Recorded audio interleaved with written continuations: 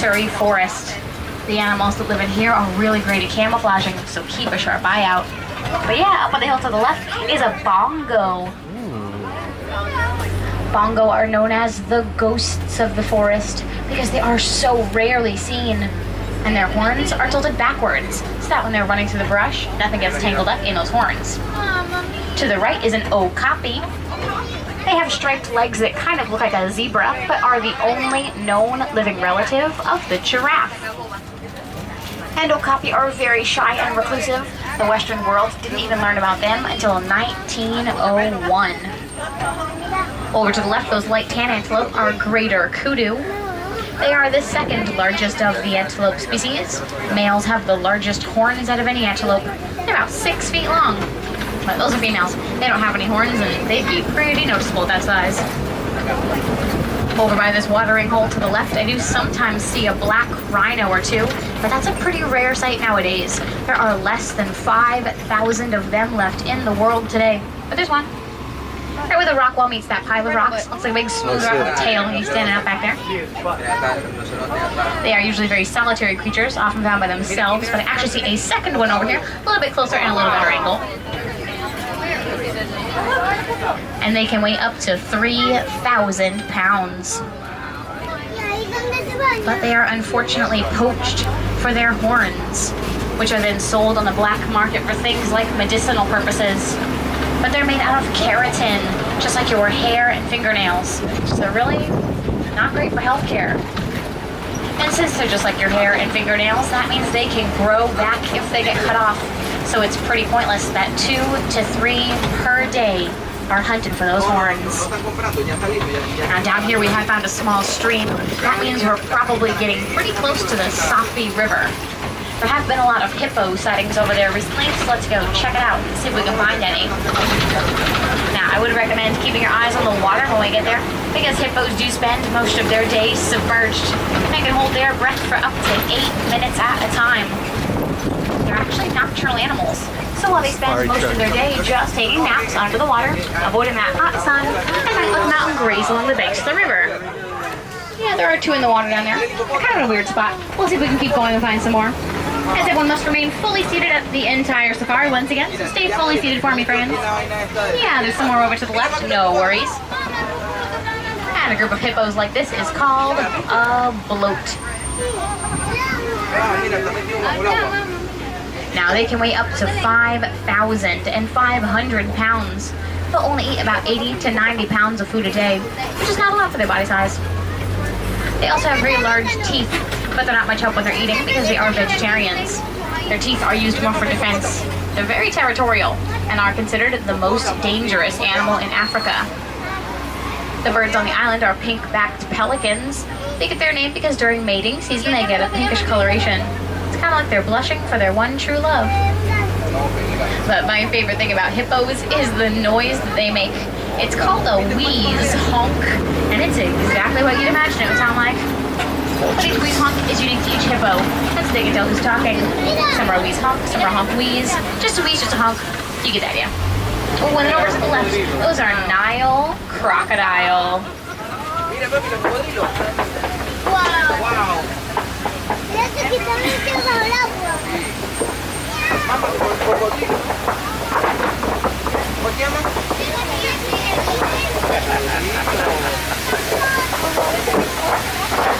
Nile crocodile can grow to be as long as a giraffe is tall. They can also hold their breath for up to 2 hours at a time if they remain inactive. And that's how they catch a lot of their prey. They just stay very, very still underneath the water, wait for their prey to get close enough to them, and then they snap. That's a lot more effective than chasing those animals down because they can only run about 10 miles an hour, whereas a lot of the other animals out here can run upwards of 30 miles an hour. But even 10 miles an hour is faster than a human can run. Now we're going to be heading out onto the savannah next, but before we go, I always like to pause and point out that tree on the right. That's a baobab tree. It's also known as an upside-down tree because its branches kind of look like a root system. They only have leaves 1 season out of the year and can live to be 2,000 years old. And And their trunks do store quite a bit of water. So when it gets dry out here, elephants like to gouge out the bark and they'll drink right from the trunk of the tree. That just happens pretty often. There isn't always a lot of water readily available out here. It is an African savanna. And speaking of, this beautiful landscape is the Africa that we're trying so hard to preserve. And it is home to a lot of different animals. Right at the bottom of the hill here to the right, you're going to see some little tan antelope with a white belly and a brown stripe. Those are springbok.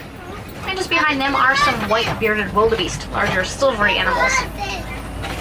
Now little springbok, when they get scared, they jump into the air repeatedly, about 6 feet high. It's called pronking. They can also spring 13 feet forward and run 50 to 60 miles an hour, making them one of the top 10 fastest animals on the savannah. And those are all fully grown adult springbok. They only weigh up to 100 pounds. They're pretty cute. Coming up on the left is a cave. That's usually a great place to look for predators. And I do see some African wild dogs back there. Little orange and black and white spotted animals laying right against the rock wall back there. Make sure everyone's staying fully seated though. Now, as cute and cuddly as they look while they're sleeping, they are really dangerous. They're one of the best hunters out here.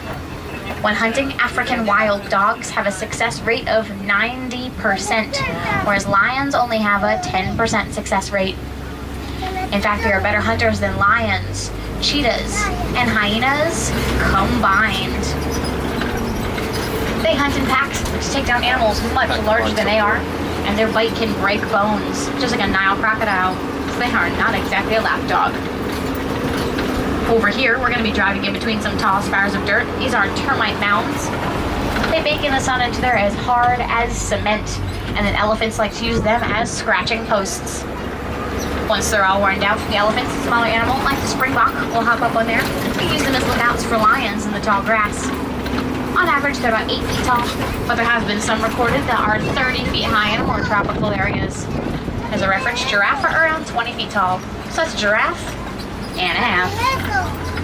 Over on the left, you'll see one little springbok animal out here all by himself. And then the tan antelope over there are Patterson's eland. They are the largest of the antelope species. Males can stand up to 6 feet tall at the shoulder, and they can all jump 6 to 8 feet in the air from a standstill. Pretty impressive, especially considering the males can weigh up to 2,000 pounds. That's a female to the left here. It's going to be a young female here on the right as well. I think she's about a year old now. Now, a lot of the animals that live out here are crepuscular, which means they are most active in the early morning and early evening. The middle of the day, like this, when it's at its hottest out, is when they tend to just hang out in the shade, lie down, take naps. That way they don't overexert themselves while they eat. You see those wildebeest again to the right there?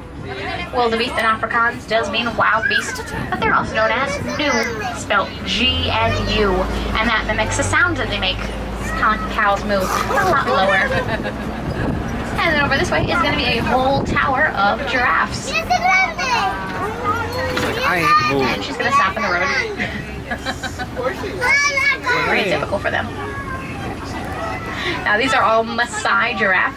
You can tell because their spots have almost a lacy pattern to them, but there are 9 different species of giraffe. Okay, there she goes. Oh my.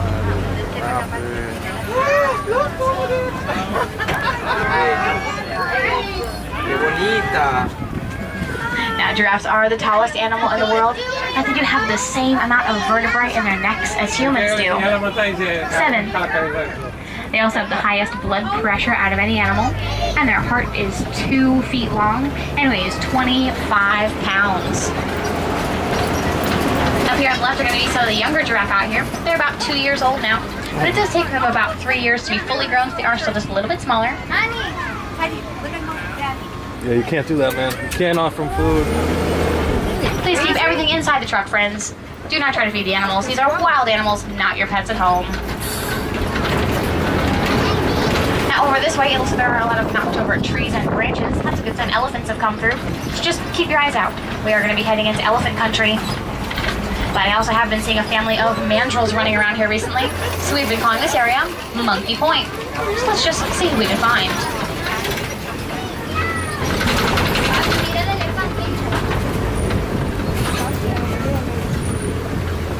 There are some mandrills over to the left. They're kind of all the way back there, though. A little bit hard to see. Almost the exact same color as the bark on the trees. You can kind of see one female in between the little trees over here. Oh, actually 2 females right there. Now, mandrills are the largest monkey in the world, distinguished by their brightly colored faces, which get even brighter when they get excited. Males can weigh up to 100 pounds. That's pretty big for a monkey. And they're one of the only species, other than humans, that can communicate using facial expressions and body language. They're pretty smart. And Rafiki, the Lion King, is actually based on a mandrill, not a baboon. And then over to the right is an elephant. That's a male. They tend to travel by themselves, whereas females will travel in a big herd with all the kids. Males are also a bit bigger than females are, maybe about 2,000 to 4,000 pounds when they're fully grown. But that one looks pretty small. He might be pretty young, probably just separated from the herd recently. Where he's standing is supposed to be my road, and it's kind of gone, so I guess we're just gonna have to go this way. I think it's an old back road we don't use too much anymore. I'm not really too sure why, but hey, Hakuna Matata, no worries, right? After all, what's the worst that can happen?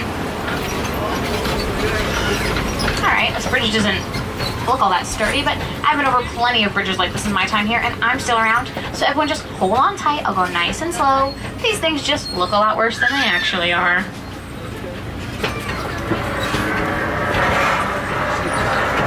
Sounds a lot worse too. But like I said, nothing to worry about. We should be totally fine. Oh my goodness. And we'll lean to the right. Lean to the right.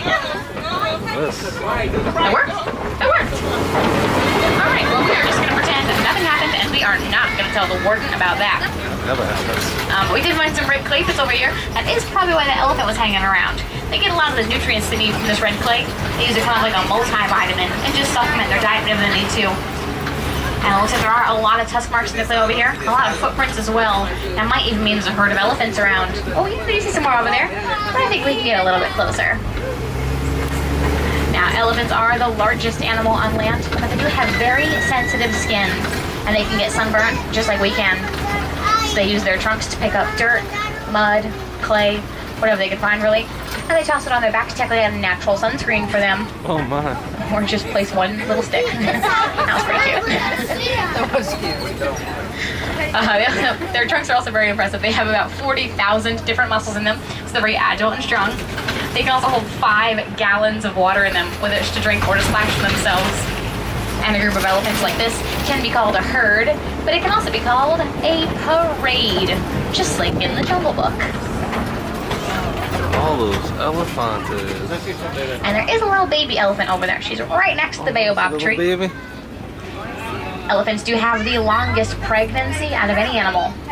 22 months. That's almost 2 years of being pregnant. Oh, he's doing a poop. He's doing a poop in a pig. 300 pounds they're born, so they have a lot Doing a of poop in a pig. I've been seeing that little baby with this herd for about a year and a half now, and she's already over 1,000 pounds. I know, doesn't look like it. She holds her weight well. And you may have heard that an elephant never forgets. That's pretty true.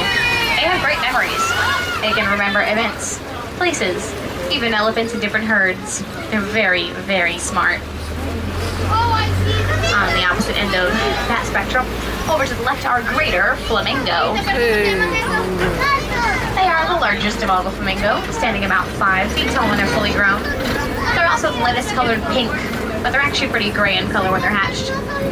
It takes them about a year to get that pink color, which they get from their diet of brine shrimp, which is high in beta-carotene. And a group of flamingo like this has a really fun name. It's called a flamboyance. But I would like to take a second to talk about poachers, because they're a really big threat out here. And they do target animals like elephants for their tusks made out of ivory, rhinos for their horns, and even lions and cheetahs for their fur coats. And poachers are really well financed and have a lot of high-tech tools and sophisticated hunting methods, so it's tough for us to keep up. But coming up on the left are some white rhinos.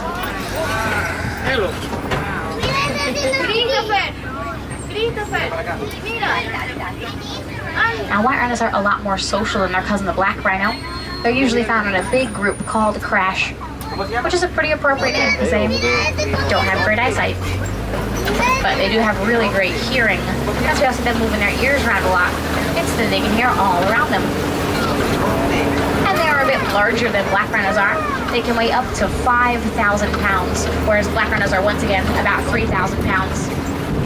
These are all females, so they're not quite 5,000 pounds. They're just a little bit smaller, but still pretty massive.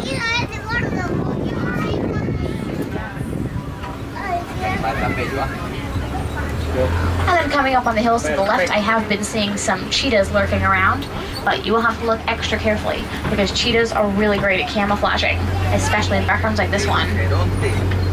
They are the fastest land mammal. They can reach speeds of 70 miles an hour, but they can only hold that speed for about 20 seconds. They can also go from 0 to 60 in just 3 seconds. And a group of cheetahs is called a coalition. And they have black stripes that come down from their eyes. Those are kind of like a pair of sunglasses for them. They'll attract sunlight away from their eyes so they don't get blinded by the sun. It's the same reason you'll see football players put black paint in their eyes. They get their inspiration from cheetahs. But yeah, they're really blending in very, very well back there. They're all the way in the back in the shade. Really, really hard to see. So if you did, congrats. If not, totally okay. And she's the only large cat that hunts during the day, has non-retractable claws, and that purrs. But we're coming up on a Kobe rock formation next, and this will be a great place to look for lions. They like to climb up to the top of the rocks. It gives them a great vantage point to look out for any prey that might be around. A pride will typically consist of about 15 to 20 lions. Just one male, the rest females. You can always tell a male by their beautiful mane, and manes do help protect their necks during fights. But in a pride, it is the females that do most of the hunting. Males stay back and guard the territory and the cubs. But they do sleep for about 16 to 20 hours out of the day, and they are much more active at night. That's when they do a lot of their hunting because their eyesight gets 6 times better in the dark, whereas it's about equal to humans during the day. And they must be taking a nap in a nice shady spot. Can't say I blame them. It is pretty hot out here. And the word for lion in Swahili is, of course, Oh my. Simba. And then over to the left are some warthogs. Warthogs are the largest burrowing land mammal. They dig out those burrows and then back in with their tusks facing outwards to protect against predators. And while Simba does mean lion in Swahili, Pumbaa does not mean warthog. It means silly or foolish for Pumbaa. And then on both sides of the truck over here are going to be some zebras, pretty close up ahead actually. Now each zebra's stripes are unique to that zebra, sort of like a fingerprint is to us. And as sweet and docile as they seem, they're You can't feed them in. They are pretty good at defending themselves. Yeah, tell the guy in the second row to start feeding everyone. Keeps throwing apples. Over to the right are some ostrich eggs there, just under the tree in the grass. You see those? There's some ostriches back there too. They're blending in pretty well. They look like little sticks sticking up. Now, each egg weighs about 3 pounds. That's equal to 2 dozen chicken eggs each. And an adult human can stand on one and it won't break. I would not recommend testing that out. Ostriches are the largest bird in the world. They're also flightless, but they use their wings to help steer them while they're running. It helps them change direction a lot quicker and smoother since they can run up to 40 miles an hour. And the way you can tell a female from a male ostrich is by looking at the color of their feathers. Females have gray feathers, whereas males have black feathers.